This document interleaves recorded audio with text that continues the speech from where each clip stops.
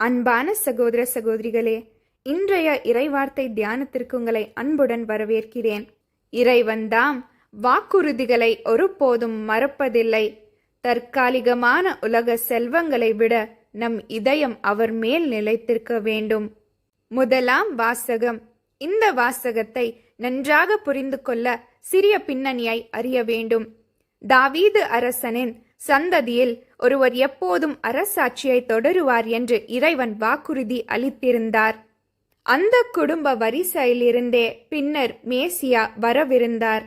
Acacia அரசர் இருந்த பிறகு அவருடைய தாய் அதாலியா தனக்காக அதிகாரத்தை பெற விரும்பினாள். அரச பதவிக்கு போட்டியாக யாரும் வரக்கூடாது என்பதற்காக அதாலியா வாரிசுகளை அளிக்க முயற்சி செய்தார். மனித பார்வையில் பார்த்தால் தாவீதுக்கு கொடப்பட்ட இறைவனின் வாக்குறுதி தோல்வி அடைந்தது போல தோன்றியது. ஆனால் யோவாஸ் என்ற சிறிய குழந்தை இளவரசன் அவனுடைய அத்தையால் ரகசியமாக காப்பாற்றப்பட்டான். 6 ஆண்டுகள் ஆலயத்தில் மறைத்து வைக்கப்பட்டான். அதாலியா ஆட்சி செய்து கொண்டிருந்த போதும் இறைவன் அமைதியாக அந்த குழந்தையை பாதுகாத்து கொண்டிருந்தார். சரியான நேரத்தில் யோவாதா குரு யோவாசை மக்களுக்கு அறிமுகம் படுத்தினார். அவரை அரசனாக முடிசூட்டினார். அதாலியாவின் தீய ஆட்சி முடிவுக்கு வந்தது. இறைவனின் வாக்குறுதி பாதுகாக்கப்பட்டதால் மக்கள் மகிழ்ச்சியடைந்தார்கள். இது நமக்கு என்ன கற்பிக்கிறது? சில நேரங்களில் நம் வாழ்க்கையில் எல்லாம் நம்பிக்கையற்றதாக தோன்றலாம். இறைவனின் திட்டம் தோல்வி அடைந்து விட்டது என்று நாம் நினைக்கலாம். நம் ஜபங்களுக்கு பதில் இல்லை என்று நினைக்கலாம். தீமை வெற்றி பெறுகிறது என்று தோன்றலாம். எதுவும் மாறவில்லை என்று தோன்றலாம். ஆனால் யோவாசை ரகசியமாக காத்தது போல் நாமும் பார்க்க முடியாத வழிகளில் இறைவன் செயல்பட்டு கொண்டிருக்கிறார்.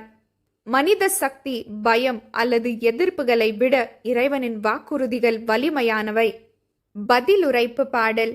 இறைவன் தாவீதுக்கு கொடுத்த உடன்படிக்கைக்கு உண்மையுள்ளவராக இருக்கிறார் என்பதை இந்த சங்கீதம் நினைவூட்டுகின்றது. இறைவன் வாக்குறுதி அளித்ததை நிறைவேற்றுகிறார்.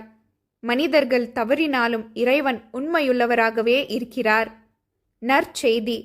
உலக விஷயங்களிலிருந்து நம் இதயத்தின் நிலைக்கு இயேசு நம் கவனத்தை திருப்புகிறார்.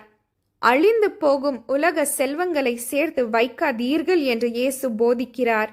பணம் மறைந்து போகலாம், பதவிகள் மாறலாம், புகழ் மறைந்து போகலாம், சொத்துக்கள் இழைக்கப்படலாம். அதற்கு பதிலாக விண்ணகத்தில் பொக்கிஷங்களை சேர்த்து வையுங்கள் என்று இயேசு கூறுகிறார். உங்கள் பொக்கிஷம் எங்கே இருக்கிறதோ அங்கே உங்கள் இதயம் இருக்கும் என்று இயேசு சொல்கிறார். நாம் அதிக மதிப்பு கொடுப்பது நம் வாழ்க்கையை வடிவமைக்கிறது. நம் பொக்கிஷம் பணமாக இருந்தால் நம் இதயம் பணத்தை தேடும். நம் பொக்கிஷம் வெற்றியாக இருந்தால் நம் இதயம் வெற்றியை தேடும். ஆனால் நம் பொக்கிஷம் இயேசுவாக இருந்தால் ஒவ்வொரு நாளும் அவருக்கு நெருக்கமாக வளர்வோம். கண் உடலின் விளக்கு என்றும் இயேசு கூறுகிறார். ஆரோக்கியமான கண் தெளிவான ஆன்மீக கவனத்தை குறிக்கிறது. நம் கண்களை இறைவன் மேல் நிலை நிறுத்தும் போது நம் வாழ்க்கை அவருடைய ஒளியால் நிரம்புகிறது. இன்றைய வாசகங்கள் நாமே இறைவனை நம்புவது பற்றி மட்டுமல்ல, மற்றவர்களுக்கும் இயேசுவை சந்திக்க உதவ வேண்டும் என்பதையும் நினைவூட்டுகின்றன. யோவாதா மறைக்கப்பட்ட அரசனை மக்களிடம் கொண்டு வந்தது போல நாமும் மக்களை கிறிஸ்துவிடம் கொண்டு வர அழைக்கப்படுகிறோம். ஒரு அன்பான வார்த்தை மூலம், ஒரு வேத வசனத்தை பகிர்வதன் மூலம், ஜபத்திற்கு அழைப்பதன் மூலம், கிறிஸ்துவை மையமாக கொண்ட வாழ்க்கை வாழ்வதன் மூலம் பலர் வேதாகமத்தை திறக்காமல் இருக்கலாம். ஆனால் நம் மூலம் இயேசுவை சந்திக்கலாம். நிறைவு. உலகம் அழிந்து போகும் பொக்கிஷங்களை தருகிறது.